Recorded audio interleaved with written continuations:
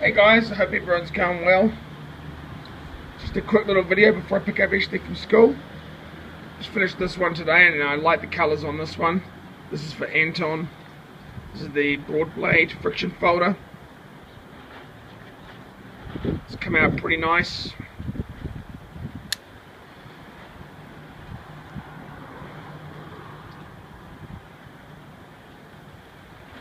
I like that sort of goldish colouring mixed with the blue there that came out. It's quite a rich colour to it. So we get some close-ups on it.